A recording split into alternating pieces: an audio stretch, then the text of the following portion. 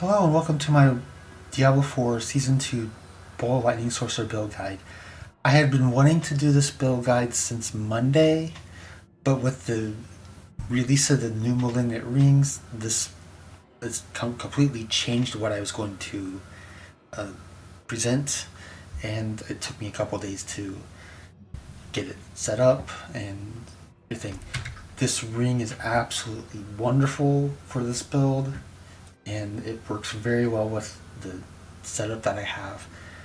I've killed over Lilith, I crushed Juriel, I've killed in Nightmare Dungeon 97.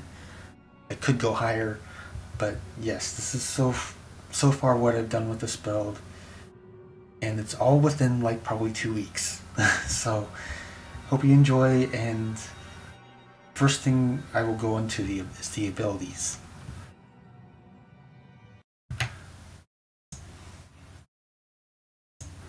Welcome to the skill tree for this build. There's quite a few things different than from your normal Ball of Lightning build, and I will explain them as I go. We start off with the basic skills. Just put 2 points anywhere. It doesn't really matter. I was using Arc Lash in the build already, and in fact, on Monday it would have still been on the skill down here, skill assignment. But next we move to the core skills, where I take 3 points in the Devastation for extra mana, and 3 points in the Elemental Dominance for a bit more damage to core skills and mastery skills, which is Ball Lightning as well as Chain Lightning. Put a point into Chain Lightning, put it into Enhanced Chain Lightning, and to the Greater or Destructive, depending on how you feel about the crackling energy, and we've also put it into our first enchantment slot. And you can also use this use it as this for leveling instead of Ball Lightning until you get the gravitational aspect, which is needed for the build. Next, you move to the defensive skills, and notice a couple things different here. One, we take 3 of 3 of Elemental Attunement to reset this as much as possible. You want this to reset quite a bit. And we take Flame Shield into Enhanced Flame Shield, and I prefer into Mystical, but you can go into Shimmering if you need the healing. And the key thing is this. Why we take it is that it gives us immune, which also gives us unstoppable, which helps with something in their gear. The next one we take is teleport and go in the enhanced teleport and the shimmering teleport for damage reduction after we teleport. We don't go in the glass. I don't go in the glass cannon personally, but you can if you want. I don't take ice armor because of Flame Shield, and there's no buttons for it.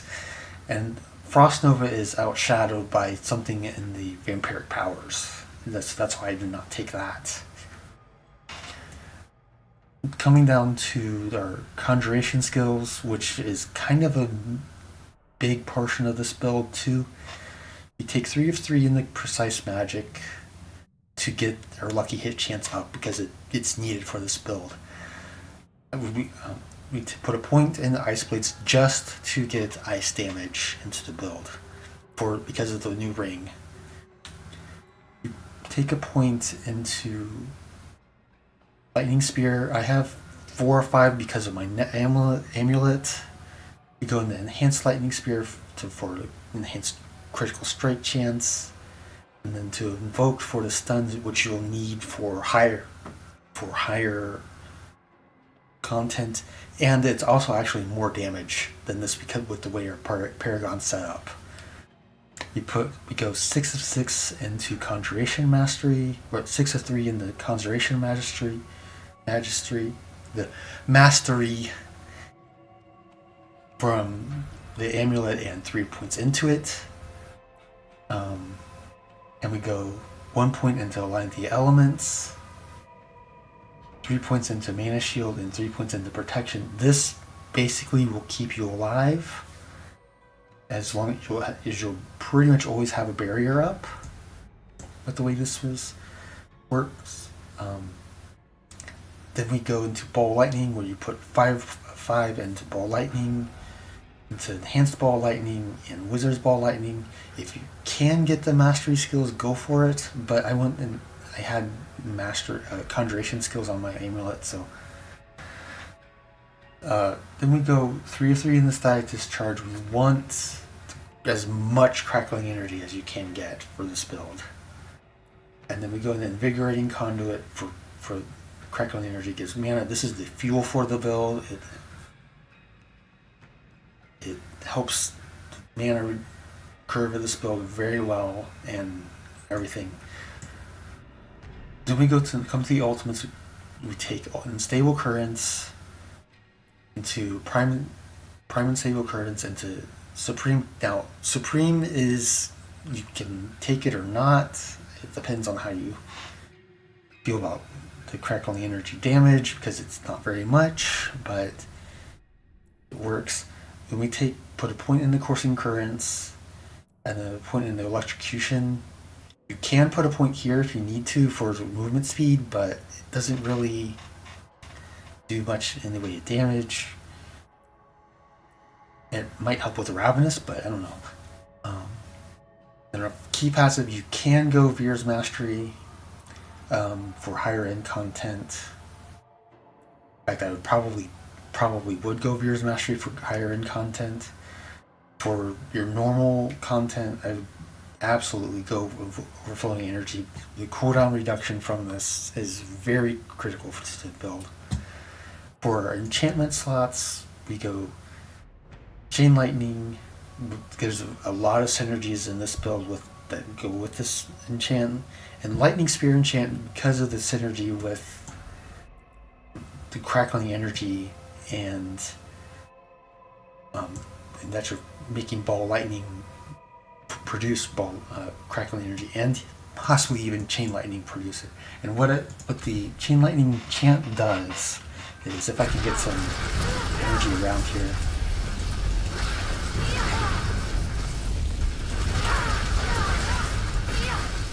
It'll, come on. Yeah, see the Lightning Spear that appeared? That's basically from the enchant. And that is it for the skill tree. Up next, I'll go into the gear and the stat and the gear and the skills used in the build, and the vampiric powers and gems. Stay tuned.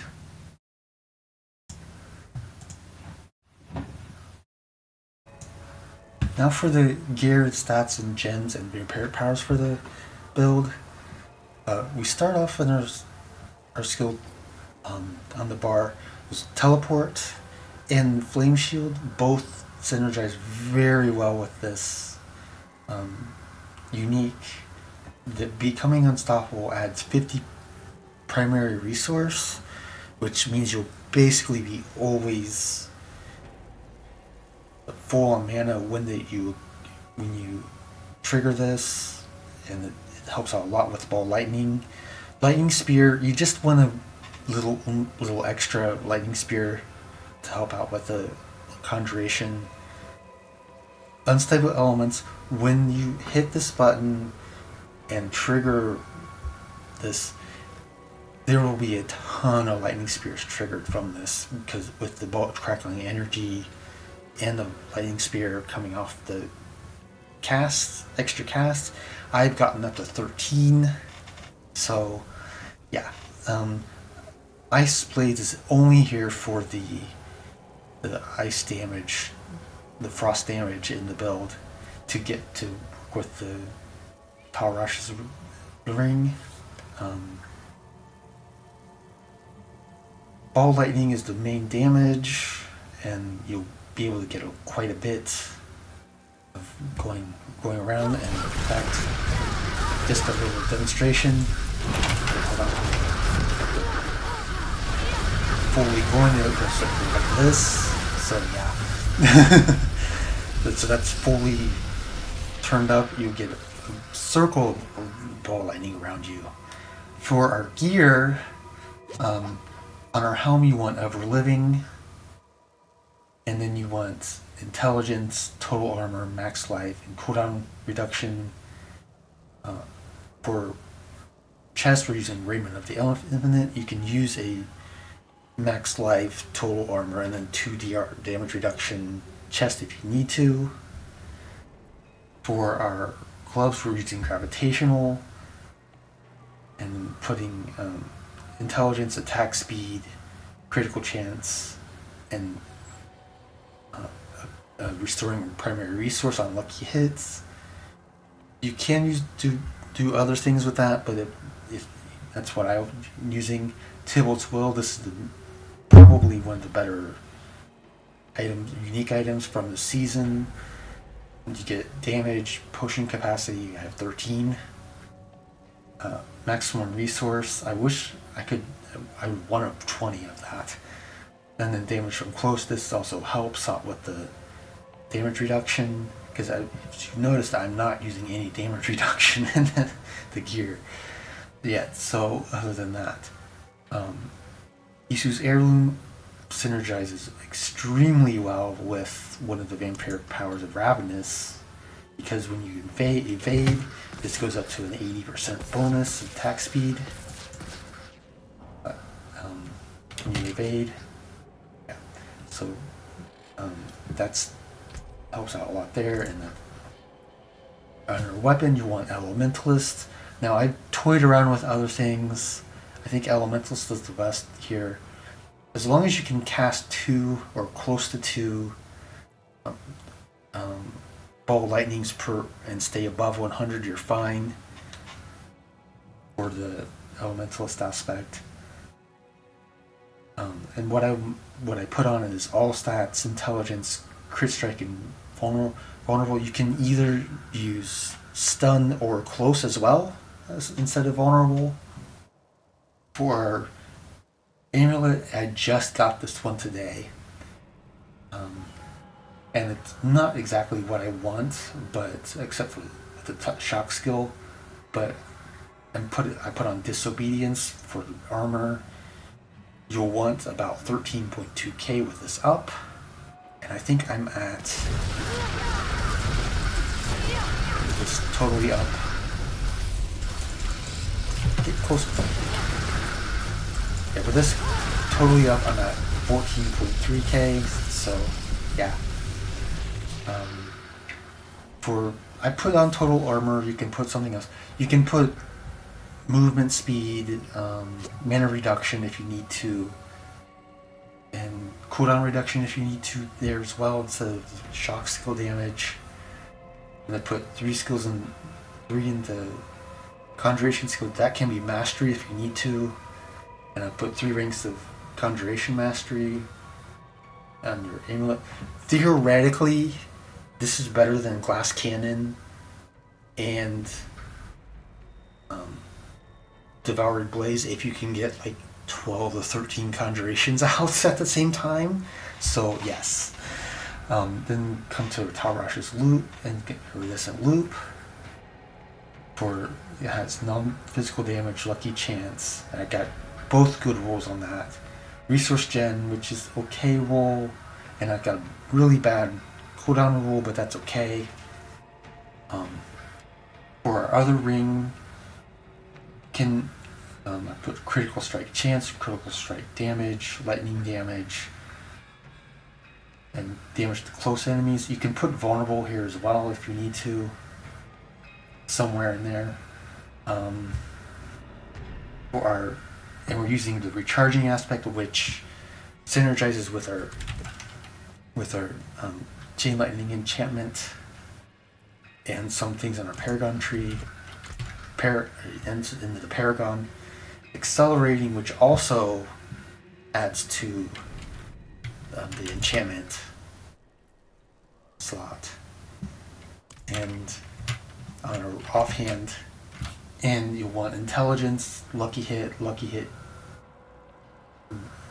chance to restore primary resource and cooldown reduction, or resource generation or mana cost reduction. Either works. Any of those work. For vampiric powers, what you want, what I'm using is a Curse Touch. I think this spreads the curse a lot better than Metamorphosis. And Metamorphosis messes with my eyes a little bit, to be honest. Terror is only here, or Infection is only here to give us a 4th stack of on the Tower Asha ring. So if you see, it's right here. So how do you get 4 with that? Prey on the Weak adds damage to vulnerable enemies and synergizes with Ever Living a bit because it adds damage, and this also makes Ever Living helps out with that quite a bit. Where is it? Ravenous, it adds to our attack speed. You can get a full circle of ball lightnings around when this is up. I mean, literally a full circle. I'm using Sanguine Embrace for higher content to give us a critical strike chance and fortify. You can also use Domination if you want something that's like a control glyph or aspect into the bill. Undying also probably would be for hardcore. I don't know. But yeah. Some other ones I look at is, what is it? Coven's Fangs for spreading the curse. Or Feed the Coven for adding more resources as well. But yeah. Up next, I will be going through the Paragon tree, and stay tuned for that. Up next is our Paragon board, and we start off with the starting board. We come around this way, grab all of this here, we grab these here. You can grab this one, but it doesn't need to be, well, for me it doesn't need, because I'm over on the resistances. And you'll notice one thing with the gear, I was not using any added resistance into the gear. Come up to the glyph slot and you put in Adept.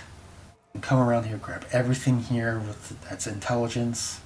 Come up to the glyphs, the gate, and you add in the Enchantment Master board. Put it like this, so the glyph slot gets down here. You come up to grab to the glyph slot and put in Unleash. There's others you can put in here. You can put Elementalist.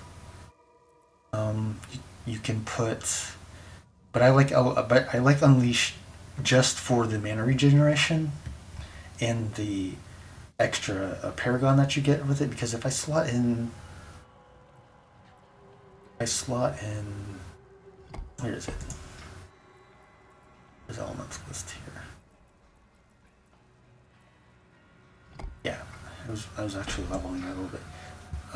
It only adds to this node, actually. So, there it is. Actually, it only adds to that node. This adds to all these nodes, and you can get some base stat and extra resistance and non-physical damage from it. You come up this way, grab Elementalist with the 20% non-physical damage and max life. Come over here and grab the Ruinous with non-physical damage and damage to elites. You come out this way. Don't go this way, especially if you're not going to use this node. Don't go that way. But you come out this way, come up to this board, and you put in the Elemental Summoner board. You come up straight up to the glyph socket, you put in Reinforced. I actually initially didn't have this node and turned off this. So yeah, put this, fill out, just get enough to barely turn on this node, to turn on the glyph, the second half of the glyph, come up, put in elemental summoner. This is basically makes my conjuration skills have a 10% cooldown and mana cost. Well, they don't have a mana cost, or mana cost. And they also deal 3% of the total base damage from my non-physical damage, which comes up to here. Basically, these three added up, and then 3% of all that, which is 35. And so, yeah,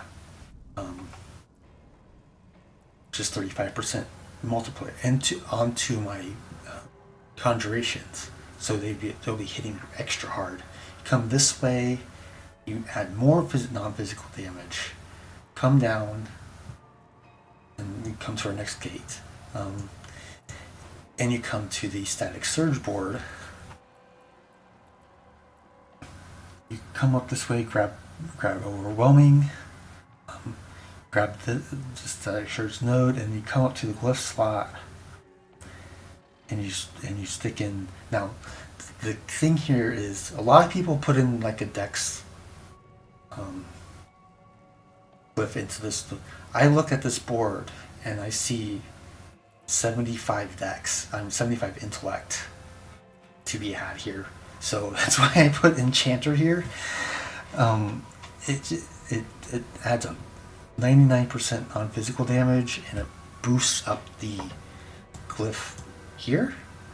So, and then I come off this way, add paralyzing for the stun damage to stun enemies and extra mana, which I actually need more of now. I think that I got a new neck, but new amulet. And I come out this way to the ceaseless conduit board. I would probably, if I had more points, I would grab this, but I don't.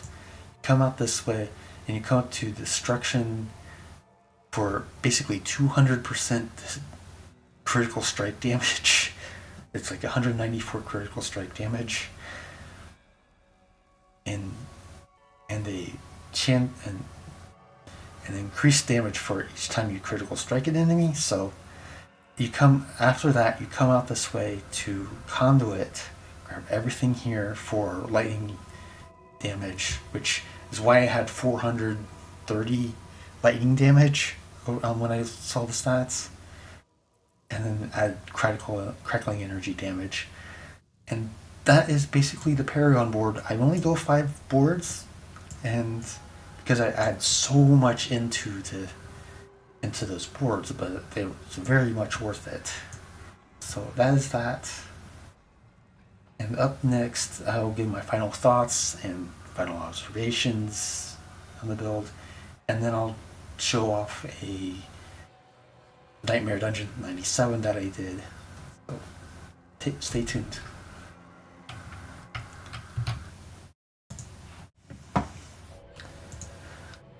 Now for some final thoughts. I love the way this build plays. It's very intuitive. It's very quick, especially if you can get movement speed on your amulet, which I don't have. But over 1,000 intelligence, you're not gonna. I don't think you're gonna find a build with that. Armor is very good. It gets up to 14k. Now, as far as the other stats,